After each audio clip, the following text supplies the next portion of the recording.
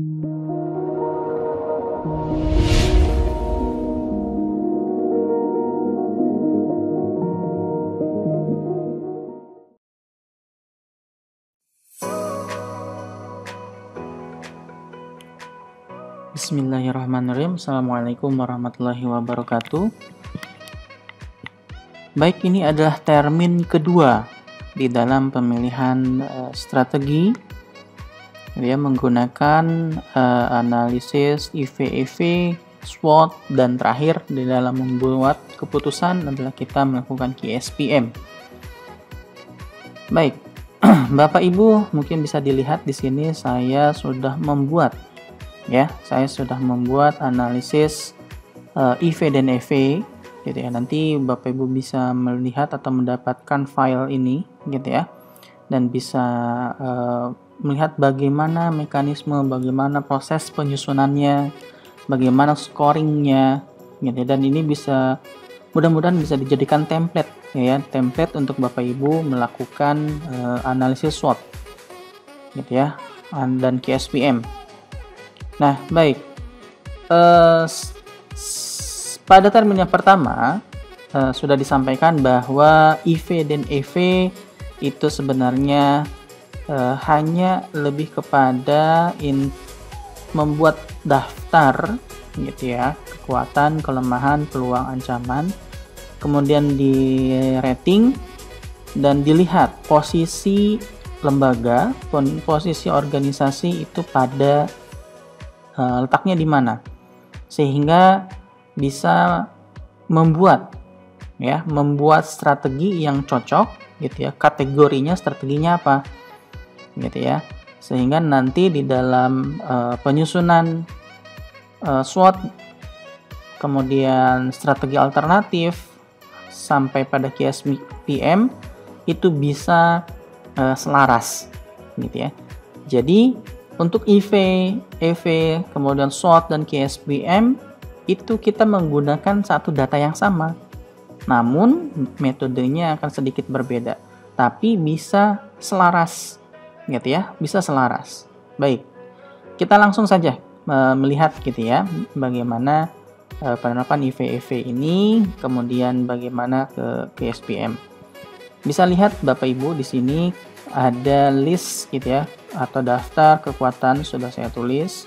Kekuatan mulai dari sudah tersedianya fasilitas pelayanan yang lengkap gitu ya, terjadi peningkatan kunjungan tiap tahun, RSUD menjadi rujukan dari kota lain, tenaga kesehatan dan non kesehatan memiliki integritas tinggi, sarana dan prasarana yang memadai dan sebagainya gitu ya.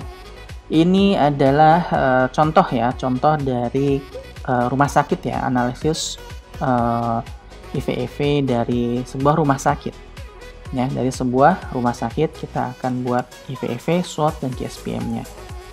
Nah, kemudian masing-masing indikator gitu ya, indikator ataupun faktor itu bisa boleh dikategorikan seperti ini gitu ya. Kekuatan kemudian di list, kelemahan kemudian di list, kemudian ini EV gitu ya, peluangnya ditulis, ancaman ditulis. Nah, perhatikan di bagian bobot ya. IV itu terdiri dari dua domain, yaitu kekuatan dan kelemahan. Bobot total indikator ini gitu ya, ada 1, 2, 3, 4, 5, 6, 7, 8, 9. 9 indikator ini harus berjumlah 1 ya. Jadi untuk lebih enaknya Bapak Ibu bisa menjumlahkan dulu yang kosong ini gitu ya, kolom yang kosong. Kemudian kalau misalkan ternyata lebih dari 1, nanti Bapak Ibu bisa mengurangi di bagian mana saja gitu ya. Nah, jadi bobot ini gitu ya, bobot ini untuk IV harus 1. Begitupun dengan EV harus 1. Ini totalnya harus 1. Tidak boleh lebih ya. Nah, kemudian kita bisa lihat di rating ya, di rating khusus untuk IV, untuk kekuatan ya, untuk kekuatan itu bisa numerik 3, 4. Untuk kelemahan numerik 1 sampai 2 ratingnya.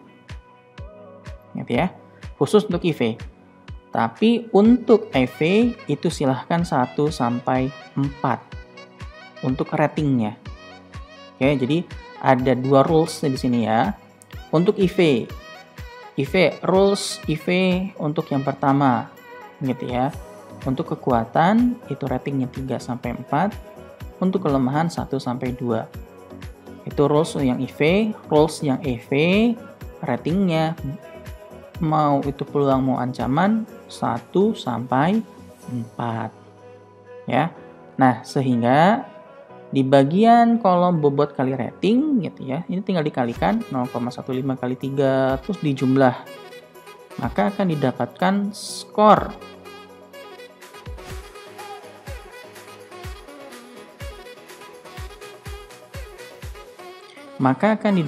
skor sebanyak 2,4. Ini adalah skor untuk IV. Gitu ya. Kemudian selanjutnya Bapak Ibu bisa melihat di sini bobot kali rating sekian gitu ya. Dan di total 3,25. Ini adalah untuk skor EV. Skor untuk IV 2,4, skor untuk EV 3,25. Ya. Baik. Apa hasil dari analisis IV-EV ini? Yaitu menentukan lembaga, perusahaan, institusi itu ada pada level apa. Gitu ya. Nah, bisa kita lihat IV itu yang di ini ya, sumbu X sebenarnya ya, sumbu X IV tadi 2,4. Kita kira-kira sebelah sini ya. Jadi satunya dari sini ya, mulai dari 1 di bagian ujung paling kanan, kemudian paling tinggi 4 di bagian ini sebelah sini ya, kiri, berhimpitan dengan EV-nya sebelah sini gitu ya. Kemudian 2,4 sekitar bagian sini ya, 2,4. Kemudian untuk skor EV itu 3,25, maka kira-kira sebanyak inilah ya, di sebelah sini. Maka kita tarik garis gitu ya, pertemukan garis tersebut, timbullah titik sebelah sini. Interpretasinya apa? Interpretasinya strategi yang harus dipilih oleh lembaga atau perusahaan itu adalah tumbuh dan kembangkan. Ya, jadi posisi lembaga, posisi institusinya itu ada di tumbuh dan kembangkan. Jadi strateginya harus tumbuh dan kembangkan. Gitu ya. Nah, bagaimana cara untuk membuat strategi tumbuh dan kembangkan? Maka kita lanjut ke analisis SWOT. Nah, analisis SWOT. Jadi, untuk aspek internal itu di bagian atas ya, ini di bagian atas. Untuk aspek eksternal ini ada di bagian bawah. Poinnya sama Bapak Ibu ya. Poinnya sama antara kekuatan kelemahan yang ada di IV ya, IV dan EV-nya itu sama di sini. Cuman dipindahkan dengan framework atau template yang seperti ini. Nah, ketika Bapak Ibu sudah membuat seperti ini, maka Bapak Ibu tinggal buat strategi S dan O, peluang ya, strategi S, O, opportunity. Contoh misalkan ya, ini ada 3 strategi alternatif yang berkaitan dengan semua aspek yang ada di sini. Contoh, meningkatkan kerjasama dengan pihak ketiga dalam peningkatan fasilitas dan atau alat. Ini berkaitan dengan yang bagian kekuatan untuk yang sarana, kekuatan yang tersedia fasilitas panel yang lengkap ditambah dengan gitu ya, ditambah dengan peluang yang nomor 3. 4 juga ya, ini strategi yang nomor 1. Kemudian nomor 2 itu mulai dari ini ya, menjadi rujukan kota dari kota RSUD menjadi rujukan dari kota lain gitu ya. Kemudian kepercayaan masyarakat terhadap RSUD tinggi, dan itu dua aspek itu menjadi rekomendasi strategi ya, dan seterusnya. Nah, kemudian setelah Bapak Ibu membuat strategi untuk masing-masing kuadran gitu ya, ini adalah strategi SO kekuatan atau peluang, ini adalah strategi WO, kemudian di bagian ini adalah strategi ST, dan ini adalah strategi WT gitu ya.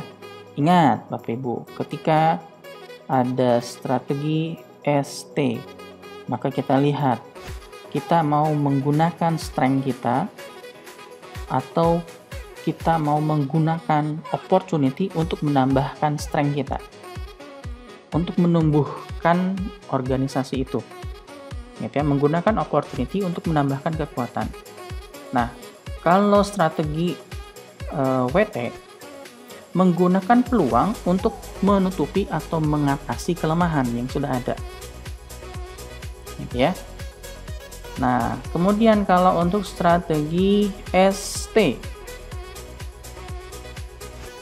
memunculkan atau mengedepankan aspek kekuatan untuk memperkecil dampak dari ancaman gitu ya. Nah, kemudian strategi WT itu untuk meminimalisir kelemahan atau mengurangi kelemahan dan meminimalisir ancaman gitu ya. Apakah strategi dari 4 kuadran ini bisa saja sama? Oh, bisa beririsan, bisa gitu ya, silahkan, itu bisa beririsan. Contoh latihan bagi SDM di sini ada juga di bagian sini ya. Nah, itu bisa saja beririsan, bisa saja. Nah, setelah dibuatkan strateginya, Bapak Ibu kemudian bold, pilih ya, pilih mau 3, mau 4, mau 5 strategi yang mungkin bisa diterapkan oleh lembaga atau institusi. Ini contoh saya misalkan sudah di bold gitu ya, 1, 2, 3, 4. Nah, setelah dipilih, maka dibuatkanlah tabel ke KSPM secara seperti ini. Kita lihat ya. Di bagian atas, ini adalah 4 strategi yang merupakan hasil dari analisis SWOT. Yang di bold ya, itu dimasukkan ke bagian atas ya. Kemudian di bagian kiri itu adalah tetap hasil analisis SWOT yang internal IVEV ya, kekuatan, kelemahan, peluang, dan ancaman. Ini tetap kita akan gunakan. Jadi Bapak Ibu nggak perlu dihapus atau nggak perlu nambah, tetap pakai yang itu. Jadi ya, tetap pakai yang itu.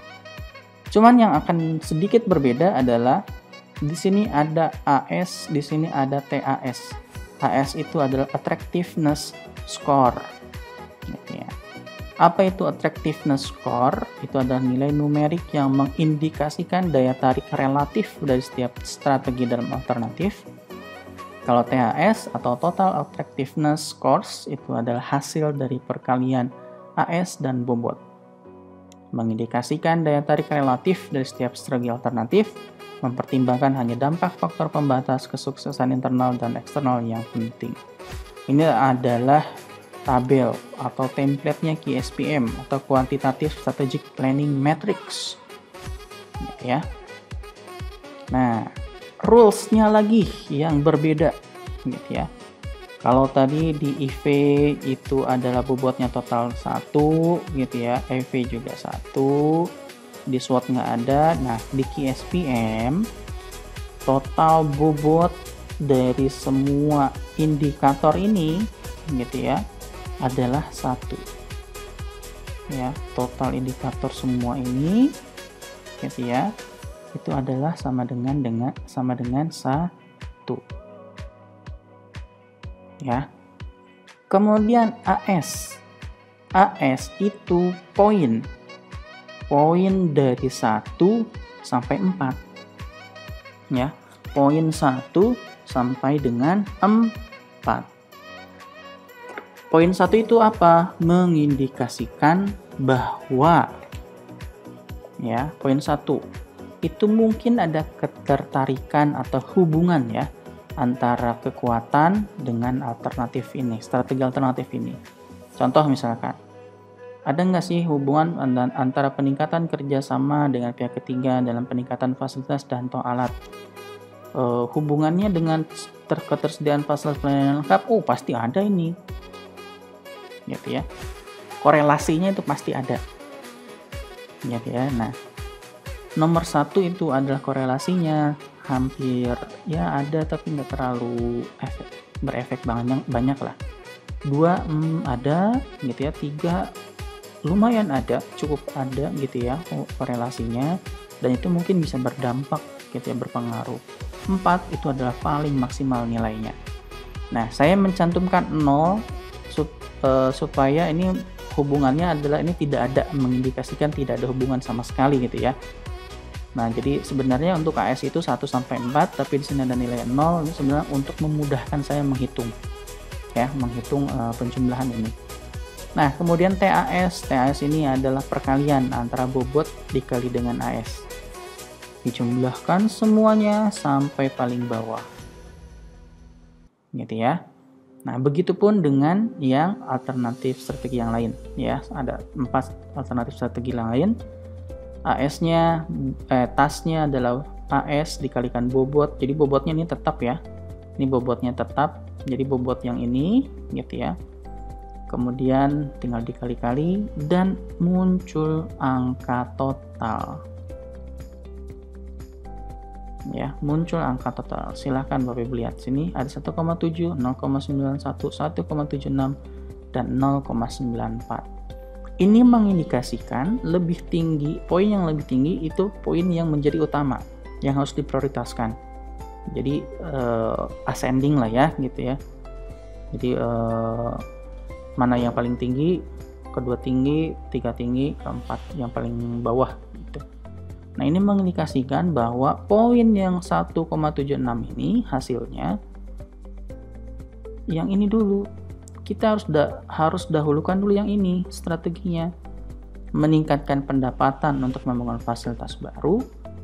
Kemudian yang ini meningkatkan kerjasama dengan pihak ketiga dalam peningkatan fasilitas dan atau alat. Ketiga ini SOP. Keempat adalah pelatihan bagi SDM. Nah, ini kesimpulannya di sini ya. Kesimpulannya.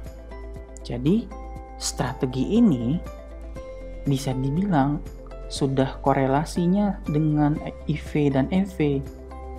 IV dan EV dia bilang bahwa strateginya harus tumbuh dan berkembang. Maka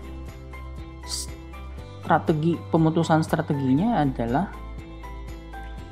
membangun fasilitas yang baru gitu, atau menambah fasilitas yang baru. Berarti cocok gitu ya, sinkron antara QSPM dan IV-EV gitu ya. SWOT juga gitu ya. Karena apa? Karena SWOT melahirkan strateginya gitu. Jadi seperti ini gitu ya cara untuk melakukan atau pemilihan strategi atau merencanakan strategi gitu ya. Supaya apa? Supaya organisasi, lembaga itu bisa survive, bisa berkembang gitu. Nah, akan tetapi gitu ya, ada positif dan keterbatasan QSPM gitu ya. secara positif QSPM itu kita bisa menguji secara berurutan gitu ya alternatif strateginya gitu ya, dan bisa melihat gitu ya, bisa melihat korelasinya gitu ya dengan faktor-faktor yang lain. Kemudian QSPM juga itu lebih mudah karena kita bisa melihat internal faktor dan eksternal faktor. Nah, namun QSPM itu ada keterbatasan bahwa QSPM hanya bisa dilakukan oleh mereka yang sifatnya kenal paham ya, paham terhadap organisasi itu sendiri gitu ya, dan bisa berpikir secara objektif ya keputusannya. Dan kadang tidak semua strategi itu bisa dinilai dengan kuantitatif gitu ya. Dan kembali lagi bahwa QSPM ini adalah hasil dari analisis SWOT, dan analisis SWOT juga hasil dari EV, maka yang sifatnya adalah periodik, maka strategi yang digunakan atau strategi yang akan diimplementasikan itu adalah sifatnya jangka pendek. Karena apa? Karena situasi kondisinya melihat pada saat itu. Gitu ya, melihat pada saat itu dan atau setidaknya sampai 2 tahun ke depan. Gitu, sehingga tetap perlu ada pemilihan metode strategi yang lain untuk pembuatan alternatif strategi jangka panjang. Ya. Dan itu untuk pemilihan strategi ini banyak faktor-faktor yang bisa mempengaruhinya. Bisa karena faktor politik, bisa karena faktor budaya, bisa karena faktor ekonomi, bisa karena faktor sosial, bisa karena faktor keamanan, bisa juga karena faktor pola penyakit. Itu pasti akan